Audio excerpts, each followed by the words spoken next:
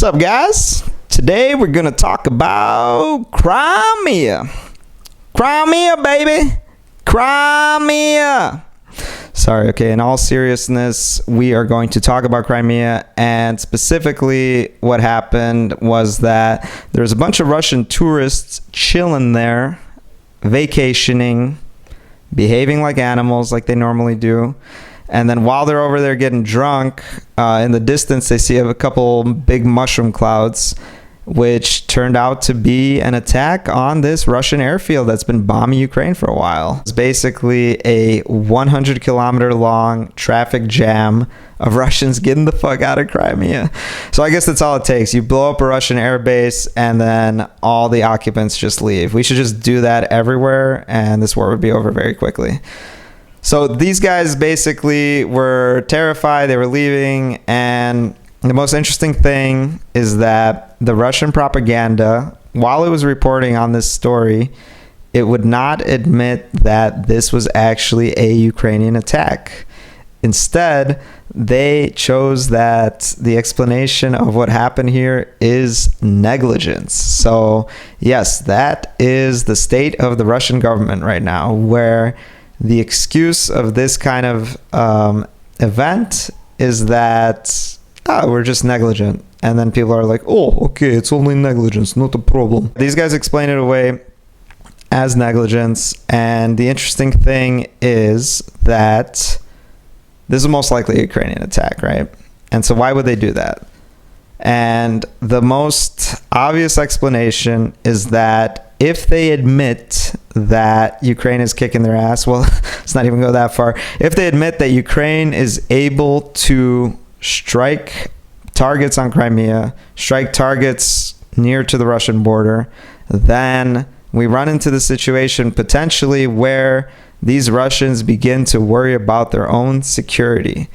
And, you know, it's really easy to support this genocide that's happening in Ukraine from Russia or from Crimea, where you're getting drunk with your buddies and swimming at the beach. But, you know, as soon as a bomb gets even remotely close to you, oh shit, you know, things got serious. Things got serious real quick. And so, yeah, basically, if their own security is threatened, this could be slowly a turning point against Putin. I mean, we'll see where it goes. I don't know.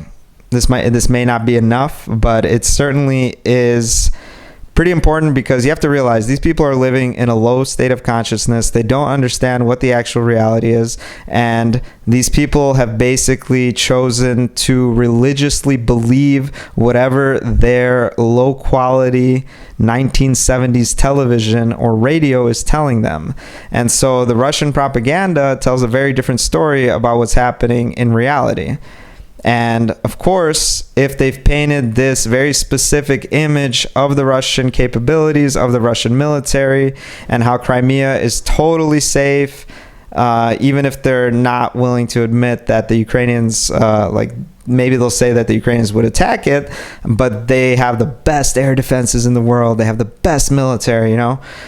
As soon as these things start to surface that, oh shit, maybe our military ain't so good, brah. Or, oh shit, maybe the Western weapons that Ukraine has gotten can actually do some damage.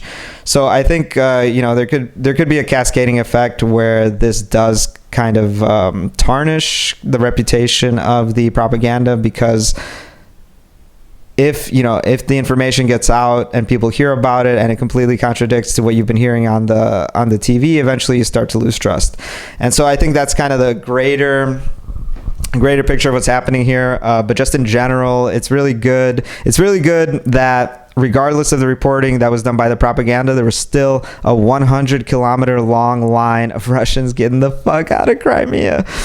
And so we need more of those guys. Please, just leave. Just leave. It's easy. Drive away while the bridge is still there. You can drive away, do it today, do it ASAP.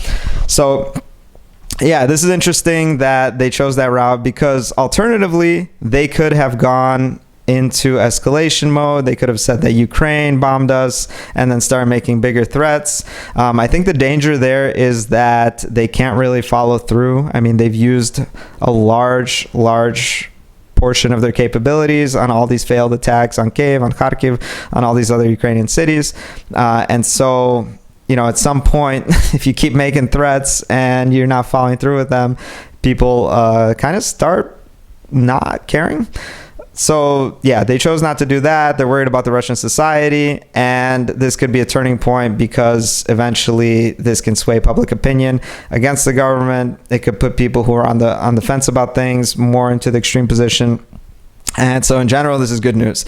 And there was actually recently also an attack on a Russian airbase in the territory of Belarus. Same thing. Airbase got attacked. A bunch of airplanes were destroyed. And this is all very good news because same thing. I mean, I think in Belarus, at least people know what's going on.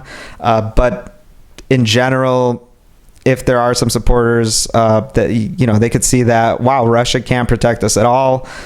This may not be a good idea to keep supporting these terrorists. So yeah, that's what's happening. We'll keep watching the events as they unfold, but I think this is really good news. I wonder what the weapon was, guys. If you have an idea, keep or leave a comment down below the video.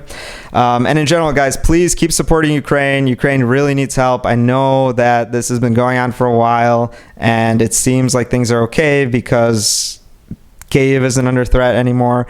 But to be honest, it's still a very dire situation. Basically, any part, if you look at these military maps, any part that's under Russian control, just imagine it like run by terrorists that are worse than Al-Qaeda. So they're kidnapping children into Russia. There's been reports of women being sold into sex slavery in the United Arab Emirates. There's tons of killing, rape. Like, just imagine that you set a bunch of criminals loose on a civilian population. Like, that's what's happening there. So guys, please support Ukraine in any way you can. I'll leave a few links in the description below, and keep watching my videos for more updates about Russia.